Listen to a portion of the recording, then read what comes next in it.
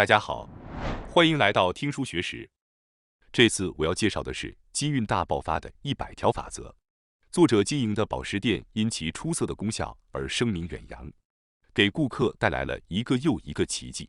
然而，他也曾经历过极度贫困，生意不景气到连购买婴儿尿布都成为奢望的时期。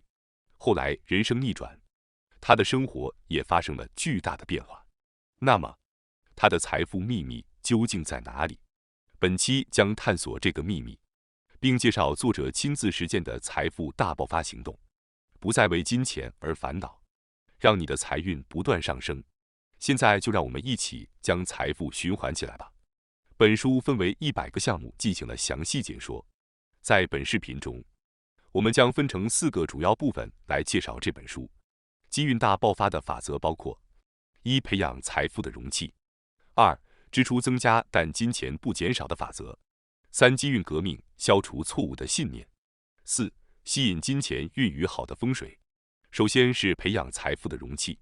金运的健康与您的金运之气的状态息息相关。金运之气指的是接收财富的能力。每个人都拥有一个财富的容器。当听到这样的话时，我们会不禁想到自己的财富容器是什么样的，是大的还是小的呢？当然，财富容器越大越好，但并不是说只要容器大就好。重要的是，容器的内部始终保持空的。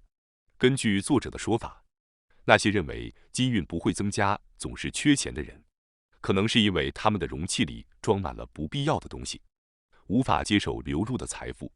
那么，什么是多余的东西呢？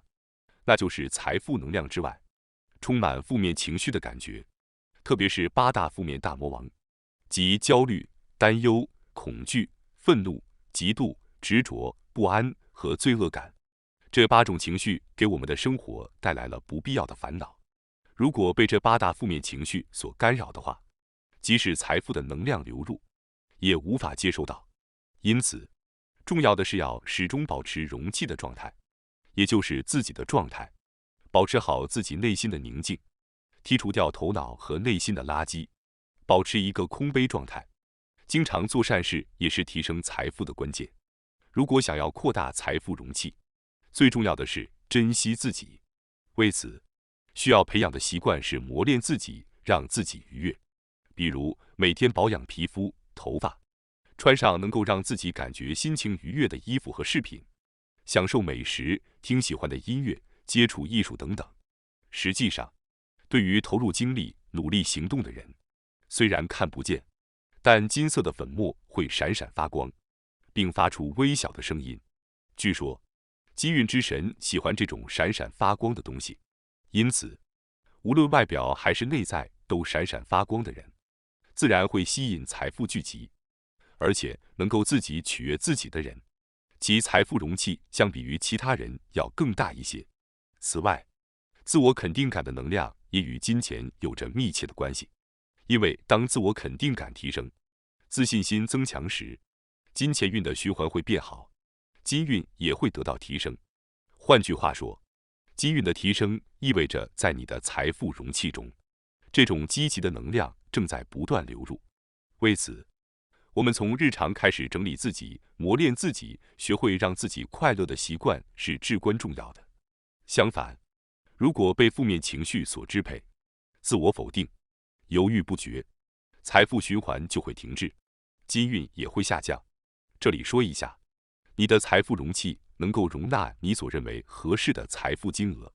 如果你认为每个月20万日元就足够了，那么容器里就只会有这个金额。但是，如果你相信自己能过上更好的生活，那么容器就会容纳更多的财富。因此，当你有想要实现的目标时，设定自己配得上它的想法是实现它的关键。接下来是第2条，支出增加但金钱不减少的法则。有没有人在购物后产生后悔之类的负面情绪呢？比如觉得钱花得太多，或者买了太贵的东西。如果你在购物过程中有过这样的经历，那就需要注意了，因为这会降低你的金运。因为当你无法真正享受花钱乐趣的时候，金钱就会减少。但如果你能充分享受支付的过程，钱就会循环回来。举个例子，你是否曾经因为不想让钱减少而妥协买了便宜的东西？这也会降低你的金运。相反，当你用钱来感受快乐时，奇迹般的，钱反而不会减少，因为当你善待自己时，金钱就会循环回来。换句话说，要提高机运，就要选择能让自己快乐的方式来使用金钱。你们能够以快乐的方式使用金钱吗？如果有一样你真心想要的东西，那就勇敢地去购买吧。实际上，当你有真心想要得到的东西时，宇宙会为你准备好购买它的能力，因为它是为了让你更进一步成长而准备的。你需要在心里一直想着能够实现的信念。在得到这些东西的同时，不可思议的是，有时候会有意外的金钱流入，甚至是比原来预期的还要多。这是宇宙给出的肯定，告诉你，你的选择是正确的。而且，随着你能够动用更多的资金，你也会变得更加富有。如果你想变得更加富有，那么不要妥协购买物品，不要保留那些并不真正有用或者你不喜欢的物品，让自己的周围围绕着那些真正让你心动和喜欢的东西。这就是提升机运的生活方式。此外，如果你能保持着一种良好的能量状态，并把钱花在你真正想要的东西上，而不去浪费，这样你的金钱运就会越来越好。如果你感到不安，你会花更多的钱，因此钱就会不断减少。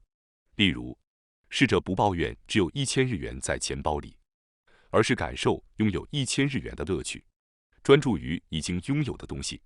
这就是保持一种积极能量的状态，因为金钱会聚集在积极的能量中，而不是在焦虑和忍耐的情绪中。另外，从灵性的角度来看，也可以把金钱看作是爱、感恩和信任的能量，这就是金钱的真正面目。因此，为了接受丰富，爱、感恩和信任是至关重要的。通过表达感恩之情，或者从别人那里得到感谢，都会促进金钱运的循环。在日常生活中，花钱或者接受金钱馈赠时，时刻牢记爱、感恩和信任这些关键词是非常重要的。相反，如果你在这些情况下感到焦虑、内疚等，那么好好检查一下自己是否有消极情绪的存在。下一个话题，我们将探讨如何解除这些消极的信念，以及从宇宙获得关于金钱的正确信息，来发起金运革命。这本书中指出，我想聚焦于错误的思维模式部分。首先，我们要意识到错误的思维模式，并深入挖掘为什么会产生这样的思维模式。我们要问自己，为什么会觉得赚钱是困难的呢？为什么会认为自己无法成为富有的人呢？关键是确保一定要将守护者的角色交给自己。